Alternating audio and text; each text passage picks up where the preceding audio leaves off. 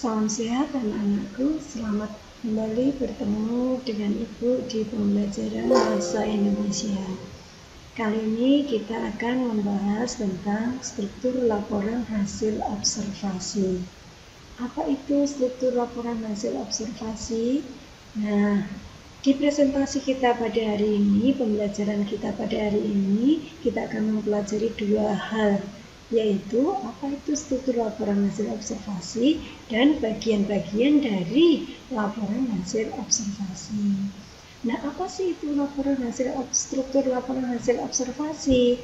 Struktur itu maknanya unsur-unsur atau bagian-bagian yang membentuk teks laporan hasil observasi.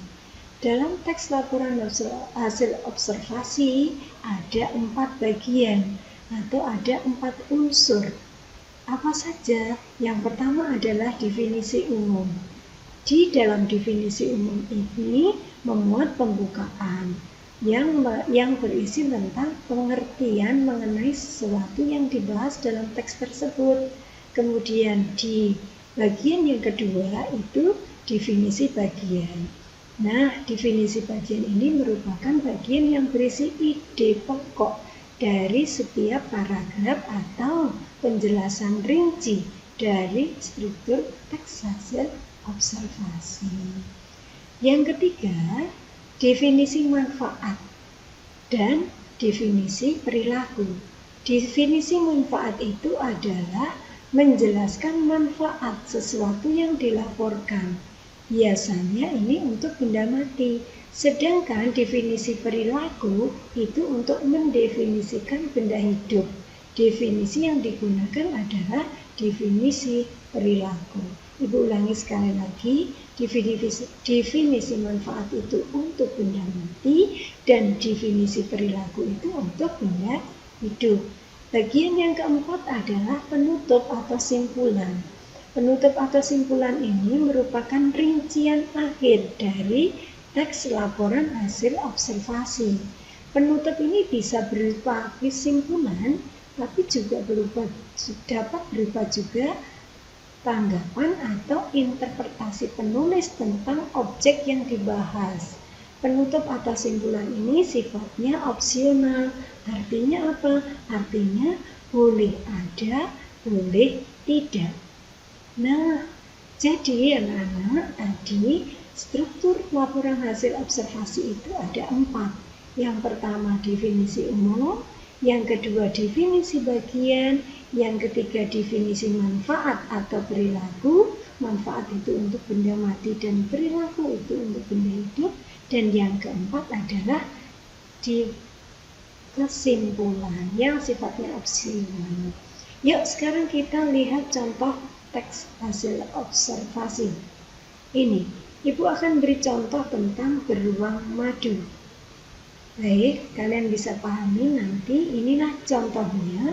Kemudian dari contoh ini, dari contoh teks hasil laporan observasi ini, kita akan analisis. Mari kita analisis.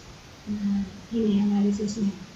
Nah, mari kita analisis struktur contoh teks laporan hasil observasi di atas. Yang pertama tadi apa? Ya, struktur yang pertama adalah definisi umum. Itu ada pada paragraf yang pertama. Di sini ada definisi umum tentang apa? Oh, tentang beruang madu. Nah, dijelaskanlah di sini apa itu beruang madu. Kemudian ada definisi bagian. Definisi bagian ini merupakan ciri khusus dari objek yang diobservasi. Objeknya apa? Beruang madu. Nah, di sini definisi bagian ini apa? Oh, dia bercerita tentang bulu yang pendek dan berkilau menutupi tubuh beruang madu. Nah, inilah ciri khasnya dijelaskan di sini.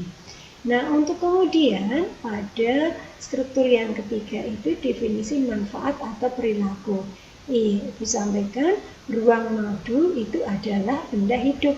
Maka yang dijelaskan di sini adalah definisi perilaku. Perilaku tentang apa? Tentang beruang hidup yang di pepohonan. Bahwa tentang hewan ini pemakan segala. Kemudian beruang madu ini juga senang memakan serangga. Nah, ini untuk definisi perilaku. Nah, untuk simpulannya apa? Simpulannya yang bagian keempat dari struktur teks laporan hasil observasi itu tentang beruang madu yang tenaganya amat kuat, tetapi dia terancam punah karena habitat aslinya telah hilang dan dirusak. Itu tadi contoh dari analisis teks hasil laporan observasi. Nah, sampai di sini dulu. Nanti apabila ada sesuatu yang kurang paham, kita bisa diskusikan lebih lanjut dan ketemu lagi di pembelajaran berikutnya. Salam sehat anakku, salam gembira.